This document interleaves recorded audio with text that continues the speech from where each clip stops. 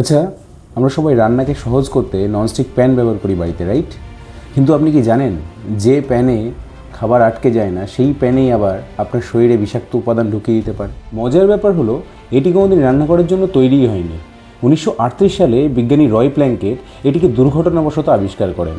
মূলত দ্বিতীয় বিশ্বযুদ্ধের সময় এটি সামরিক কাজে ব্যবহৃত হতো, পরবর্তীকালে এটি মহাকাশ গবেষণায় ব্যবহৃত হয়। 1950-এর দশকে প্রথমবার এটি রান্নাঘরে জায়গা করে নেয়। এই ননস্টিক প্যানে যে কালো চকচকে আস্তরণ থাকে সেটি হলো টেফলন, আর এই টেফলনের মূল উপাদান হলো পলিটেট্রাফ্লুরোইথিলিন। এই ননস্টিক প্যানটি উনুনে যখন গরম হয় এবং তাপমাত্রা 260 ডিগ্রি সেলসিয়াসে বেশি হয় তখন এই টেফলনের কোটিংটি ভেঙে যে ধোঁয়া নির্গত হয় তা খুবই বিষাক্ত। এটি এতটাই ক্ষতিকর যে একে টেফলন ফ্লুও বলা হয়। আপনার ননস্টিক প্যানে কি হালকা স্ক্র্যাচ পড়েছে? তাহলে সাবধান, কারণ এই সূক্ষ্ম কণাগুলি খাবারের মাধ্যমে আপনার রক্তে মিশে যেতে পারে। গবেষণায় দেখা গেছে এর মধ্যে থাকা পারফ্লুরো অক্টানোইক অ্যাসিড নামক রাসায়নিকটি আপনার শরীরে থাইরয়েড, হরমোনের ভারসাম্য নষ্ট, এমনকি ক্যান্সারের ঝুঁকিও বাড়াতে পারে। তাহলে উপায়?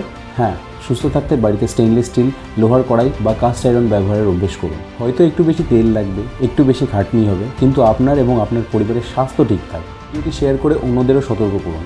আর পরবর্তী ভিডিওতে ইতিহাসের কোন বিষয় জানতে চান অবশ্যই কমেন্টে জানান।